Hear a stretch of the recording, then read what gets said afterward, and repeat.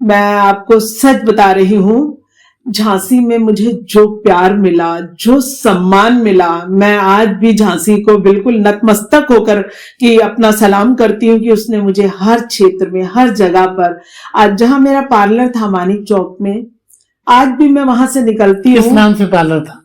Devika beauty parlour के नाम से था और मैंने वहां पर 25 साल पूरे वर्क किया। नमस्कार, बंजारा बीट्स में आपका स्वागत है। मैं हूं ज्योति प्रकाश खरी। आज हम आपको मिला रहे हैं बुंदेलखंड की एक ऐसे व्यक्तित्व से जो परिचय की बिल्कुल भी मोहताज नहीं है। उन्होंने ब्यूटी के क्षेत्र में कई दशक अपने लगाए हैं। चलिए मिलते हैं कंचन आहूजा जी से। नमस्कार आहूजा जी। नमस्कार नमस्कार।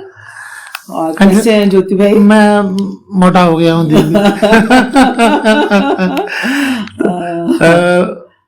मैं ही चाहूंगा कि हमारे दर्शकों को आप अपनी ब्यूटी वाली यात्रा और डिवाइन वाली यात्रा, बहुत सारी आप यात्रा से जुड़ी हुई हैं, तो हम चाहेंगे हमारे दर्शकों को अपना परिचय दें। हाँ ज्योति भाई, आपने पहले भी मुझे एक बार मौका दिया था जब मदर्स डे पे आप मेरे पास आए थे और मुझे वो भी दिन याद है। उसको भी काफी समय हो गया, लेकिन आज मिलकर के भी बड़ा अच्छा लग रहा है। देखिए क्या है, जहां तक मेरा अपना एक सफर है उसके बारे में मैं आपसे इतना कह सकती हूँ कि महिलाओं के लिए कुछ आसान नहीं तो कुछ मुश्किल भी नहीं है ना। तो मैंने अपना जीवन जब शुरू किया, मैं बहुत कहाँ की रहने वाली हैं आप? मैं इलाहाबाद, यानी अभी जो वो प्रयागराज है। जी जी। मेरी पैदाइश वहीं की है। मेरा जो पढ़ाई स्कूल की हुई वो भी वहीं से हुई और बहुत कम उम्र में मेरी शादी हो गई थी। मैंने इंटर मैरिज के बाद किया, ग्रेजुएशन मैरिज के बाद किया और ब्यूटिशियन का कोर्स भी मैंने मैरिज के बाद किया। कहाँ से सीखा आपने? हमने दिल्ली से सीखा इसको। मैं पहले क्या हुआ था, हमारे घर में कोई भी मैरिज कुछ भी होती थी तो मैं सबको तैयार करने का मुझे बड़ा शौक था।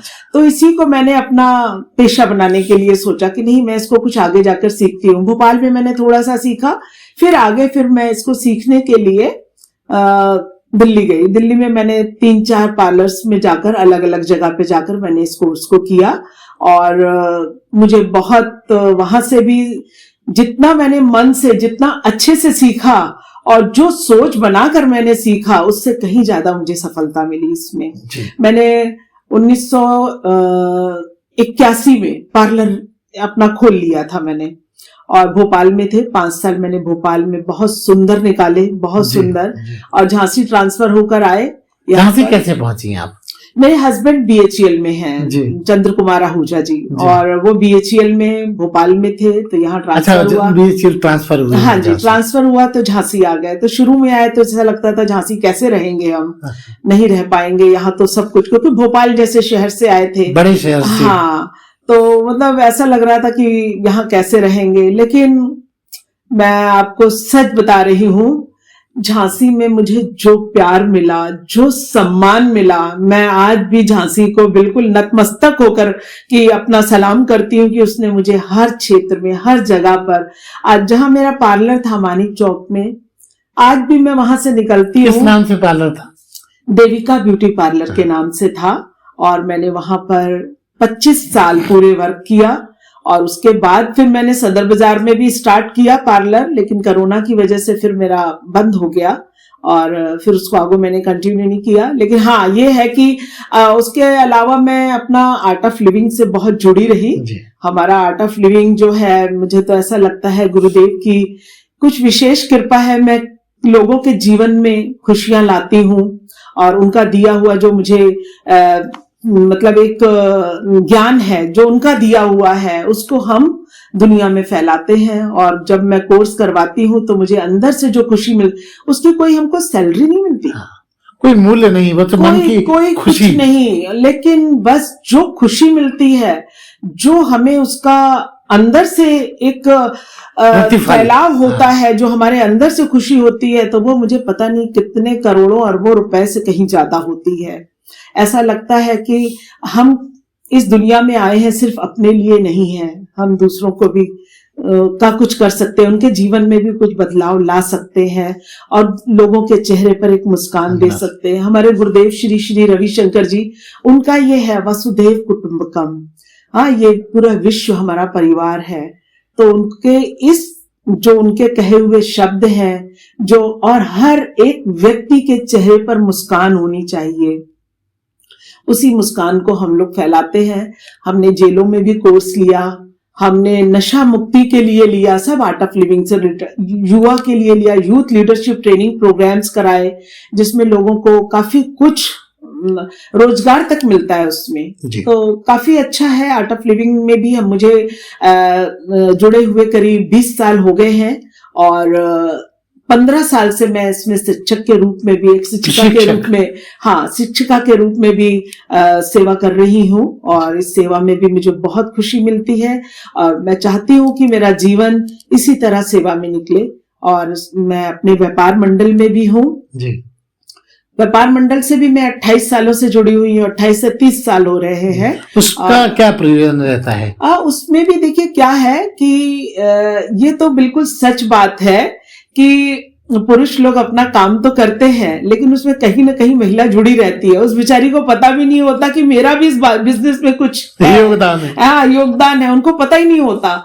तो इसकी अवेयरनेस के लिए भी कि तुम्हें भी पता होना चाहिए कि तुम खाली नहीं हो, अकेले नहीं हो। हाँ, ये तो वो भी है। और जैसे कुछ महिलाएं होती हैं गांव में, हम लोग जाते हैं, उनको कुछ काम करना सिखाते हैं कि आप लोग भी रोजगार से जुड़िए, आत्मनिर्भर बनिए, आप लोग भी रोजगार से जुड़िए, अपना काम करिए, सेल्फ जो आपका अपना है उसको आप बना के रखिए, किसी के आगे मोहताज मत होइए, आप काम करिए। बेशक वो पेपर के बैग्स बनाना हो या कपड़े के बैग्स बनाना हो और बास्केट बनाना, बहुत सारी चीजें हैं। कुटीर उद्योगों के बारे में उनको बताते हैं, अवेयर करती हैं। अवेयर कई बार बस्तियों में जाकर के भी हम लोग उनको सिखाते हैं, खुद सिखाते हैं कि आप लोग ये काम करो और हम लोग आपका ये सेल करा के देंगे, आप काम करो।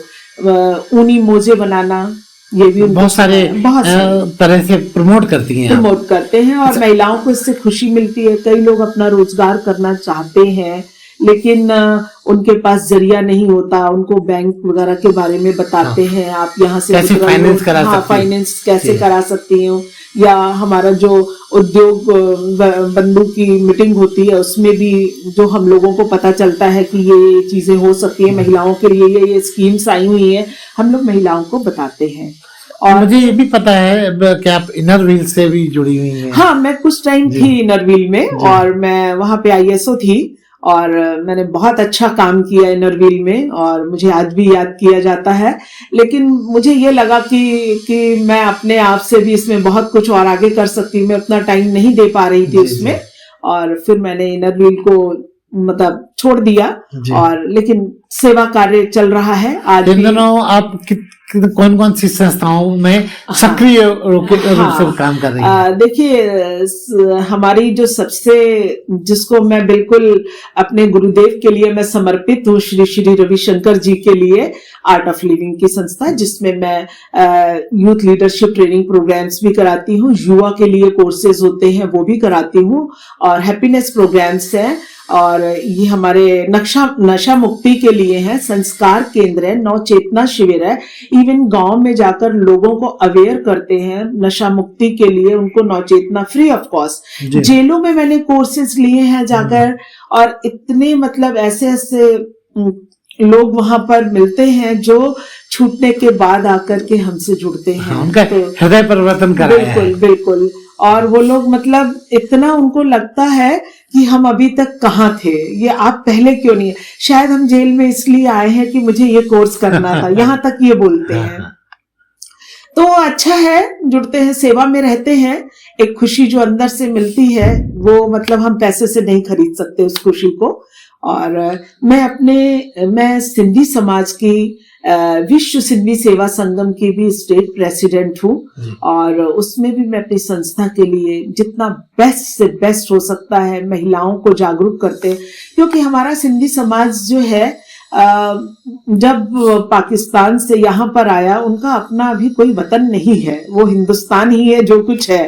तो उनको कभी भी ऐसा वाला लगा ही नहीं कि हम, वो पूरे मतलब हिंदुस्तान में जगह जगह फैले हुए हैं, तो जहां है जितने बड़ी कम संख्या में लोग होते हैं, तो उनकी महिलाओं को, जो हमारे सिंधी समाज की महिलाएं हैं, उनको हम थोड़ा सा जागरूक करते हैं कि आप लोग भी आगे बढ़ो, कुछ काम करो, अपने जो आप कर सकते हैं, जो आपके अंदर हुनर है उसको आप अपना हुनर मतलब काम करके कुछ पैसा अर्न करके आप अपनी जीविका को और अच्छा बनाओ।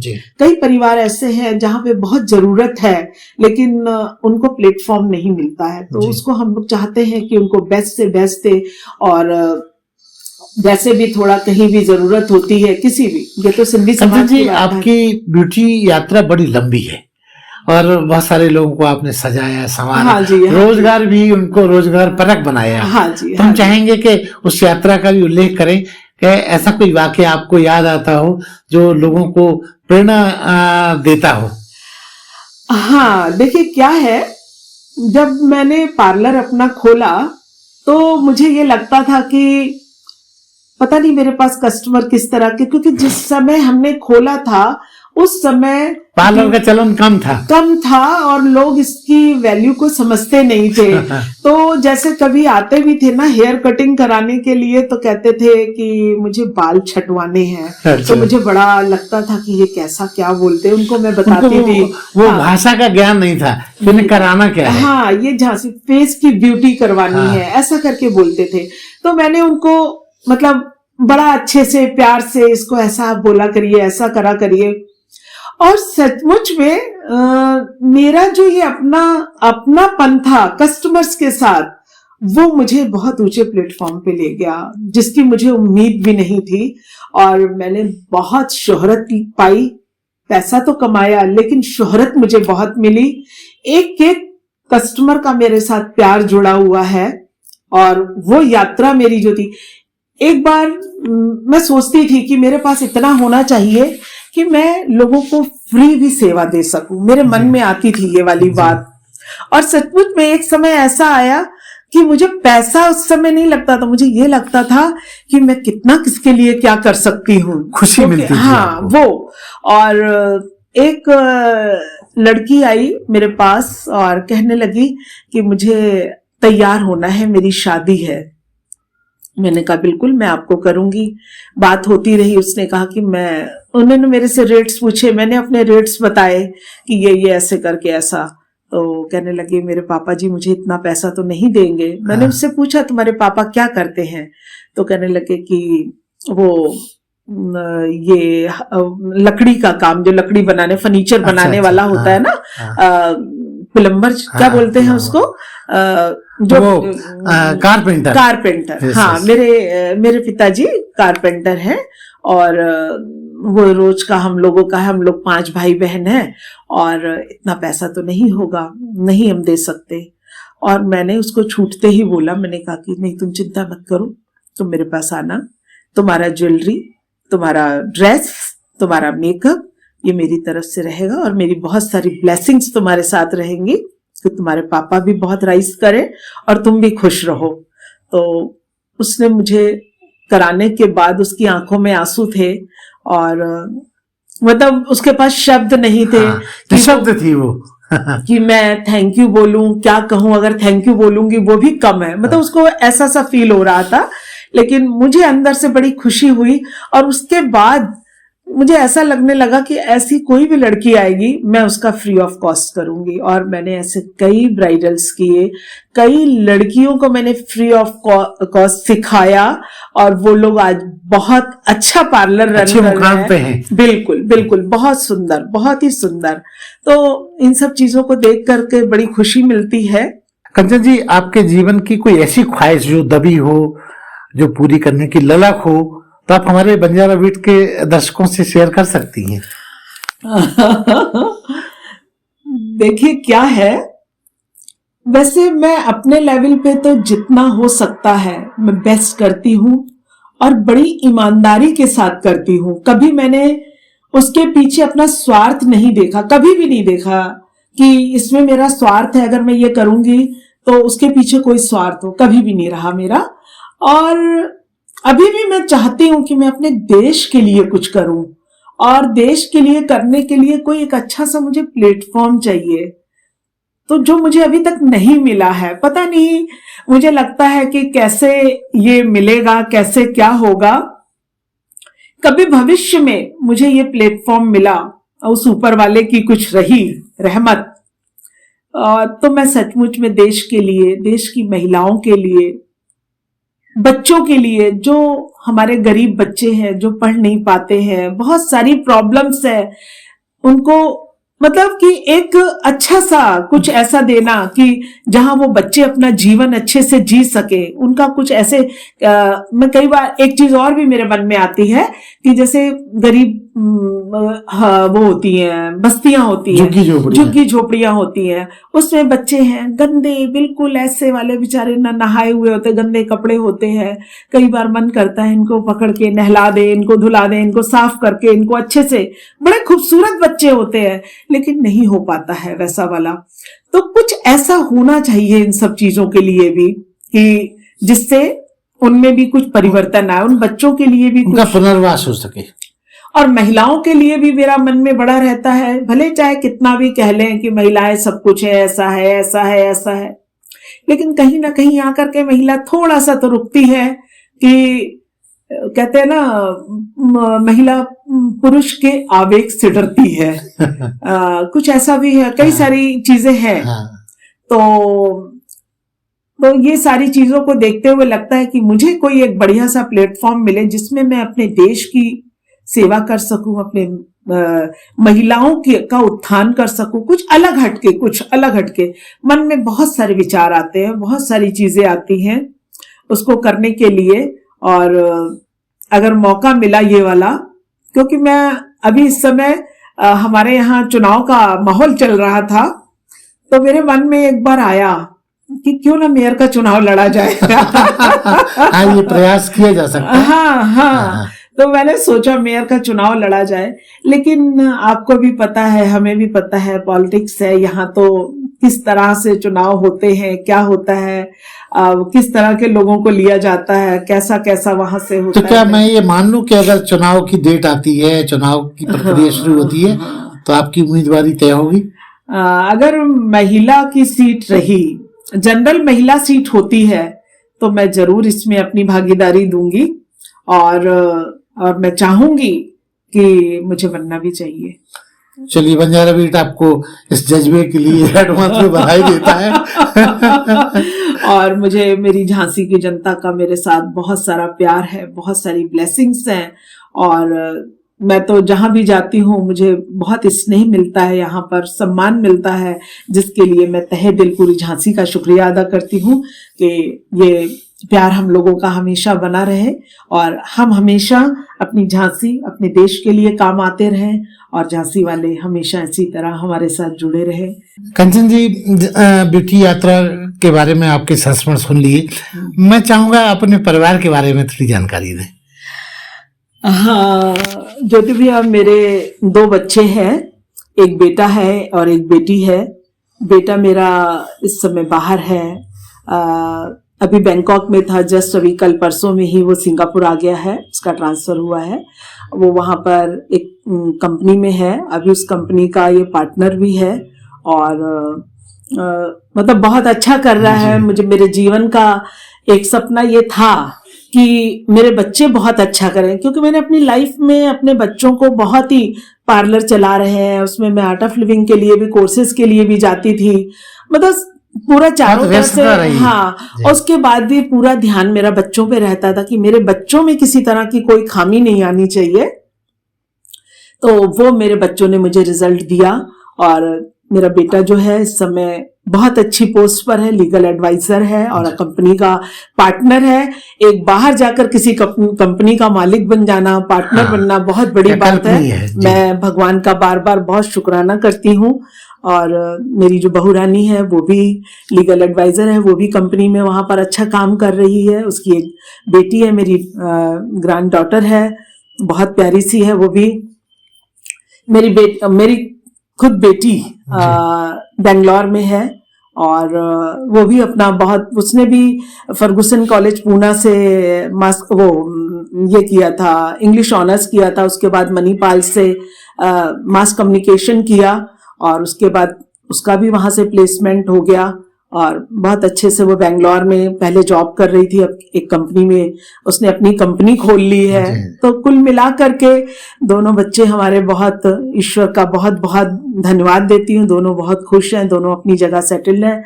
और आपके जीवन साथी BHEL में थे? हाँ, वो रिटायर हैं या वर्किंग में? नहीं, हाँ, वो रिटायर हो गए हैं और उनका मेरे जीवन में बहुत सहयोग रहा। उन्होंने हर पल मेरा साथ दिया और मुझे कभी किसी चीज के लिए उन्होंने मना नहीं किया, किसी चीज के लिए भी हमेशा सपोर्ट किया। हाँ तुम कंचन ऐसा करो, कभी मना नहीं किया और हमेशा साथ रहे, हम लोग साथ आगे बढ़े। और उसी का ये है, मेरे 2 भाई हैं और एक भाई मेरा प्रयागराज में, मैं प्रयागराज से हूँ, मेरा घर वहां है, वो प्रयागराज में घड़ियों की दुकान है हमारी। एक भाई मेरा रानीखेत में है, वो ताइक्वांडो का इंटरनेशनल प्लेयर है और उसकी वहां पे अपनी एकेडमी भी है और आर्मी स्कूल का कोच भी है, मतलब बहुत अच्छा है, शानदार है। हाँ, वो भी अपना बहुत अच्छे से, उसका वहां पे कॉटेज भी है, काफी बना हुआ है उसका रिसोर्ट वगैरह वहां पर, वो अच्छा है उसका, वो भी वेल सेटल्ड है और सब कुछ ईश्वर का अच्छा है। उसको बार बार मैं धन्यवाद देती हूँ ऊपर वाले को। हाँ जी कंचन जी, मैं एक और सवाल आपसे पूछना चाहूंगा कि आपका सब कुछ बहुत शानदार है, ईश्वर की कृपा है, आपके अपने और क्या क्या शौक है जो आप व्यस्त समय जब नहीं होता तो आप उसको मैनेज करती हैं? हाँ, मुझे ना घूमने का बहुत शौक है, ट्रैवलिंग बहुत है कि मेरे को, नहीं, और कार से ड्राइविंग का। अच्छा। कि कहीं भी निकल चलो, बस गाड़ी से चलो, कहीं लंबा घूम के आते हैं। और कपड़ों का बहुत शौक है, बेस्ट होने चाहिए और डिफरेंट डिफरेंट टाइप की ब्रांडेड चप्पलें होनी चाहिए। अच्छा, ये सब का शौक है मुझे। और बहुत खुश और एक बिंदास जीवन जीना चाहती हूँ। मुझे ऐसा लगता है कि ये जीवन जो हमें ईश्वर ने दिया है, भगवान ने दिया है, ये जिंदगी दोबारा नहीं मिलेगी, तो इसको जितना आपके स्टेटस पे ये लिखा हुआ है, जिंदगी ना मिलेगी दोबारा। हाँ, तो हर पल यहाँ जी भर जियो, जो है समा कल हो ना हो। तो ये सोच करके चलते हैं कि जितना हो सके सुंदर जिएं, खुद भी खुश रहें, दूसरों को भी खुश रखें। कंचन जी को गुस्सा कब आता है? क्योंकि आपके चेहरे से गुस्सा सूट नहीं करता, लेकिन फिर भी आता तो होगा ही। आता है, किसी की गलत बात पे फौरन गुस्सा आ जाता है कि किसी ने झूठ बोला या गलत बोला, जो मुझे अंदर तक वो बात चुभ गई। तो कैसे मैनेज करती हैं? नहीं, फिर हो जाता है या तो उसको कुछ कह ही लेती हूँ गुबार निकाल लेती है। और या तो फिर उस तरफ से मुंह मोड़कर आगे चली जाती हूँ, छोड़ो यार, ये हमारे लेवल के लोग नहीं है। कंचन जी, 2023 शुरू हो गया है, हर व्यक्ति अपने जीवन में नए साल की कल्पना करता है, नया कुछ करने का वादा करता है खुद से। आपने क्या वादा किया? हाँ, ये है कि मैं अभी चाह रही थी कि अभी इस नए साल में मैं कुछ नया, कुछ काम शुरू करूंगी। मेरे मन में बहुत है, मैं खाली बैठना नहीं चाहती, क्योंकि अभी तक मैं काम करती थी तो लगता था कि बिजी हैं, अभी भी सेवा कार्य में हम बिजी रहते हैं, ऐसा नहीं है, लेकिन उसके साथ भी लगता है कि कुछ अर्निंग होनी चाहिए, कुछ काम ऐसा करना चाहिए जिससे अर्निंग भी हो, और वो सेवा में ही लगता है, उसकी कोई वो नहीं है। लेकिन जब हम खुद अर्न करके उसको लगाते हैं, उसकी जो खुशी होती है, तो वो बात अलग होती है। तो मेरे मन में है इस साल मैं कुछ तो नया करूंगी। अभी कुछ चीजें मन में चल रही हैं और जब कुछ करूंगी आपको जरूर बुला के उसमें इंटरव्यू दूंगी। कंचन जी, बंजारा बिट्स एक अनोखा प्लेटफॉर्म है। हमने ये इसको एकेडमिक मुद्दों से जुड़ा हुआ है, इंफॉर्मेशन से भी जुड़ा हुआ है, आप देख रही होंगी। हम चाहेंगे आप अपने बिंदास और जाबाज अंदाज में हमारे दर्शकों को कोई संदेश दीजिए। नहीं, बस संदेश क्या है, हमेशा मुस्कुराते रहो, यही जीवन है, इसके अलावा कुछ नहीं है। कहीं जीवन में अगर समझौता करना पड़ता है, कर लीजिए और मुस्कुराते रहिए, क्योंकि जीवन सचमुच में एक समझौता है। बस मुस्कुराते रहिए। जी। तो ये थी कंचन आहूजा, जो जिंदगी की परिभाषा मुस्कुराहट से जोड़ते हुए बंजारा बीट के साथ अपनी यात्रा को शेयर कर रही थी। बंजारा बीट से बात करने के लिए कंचन जी बहुत बहुत धन्यवाद। आपका भी बहुत बहुत धन्यवाद ज्योति भाई, आपने इतना सुंदर समय हमारे को दिया, और मैं आपके इस सम्मान के लिए आपको बार बार धन्यवाद देती हूँ। इस चैनल को लाइक और सब्सक्राइब करना ना भूलें। देखते रहिए बंजारा बीट्स।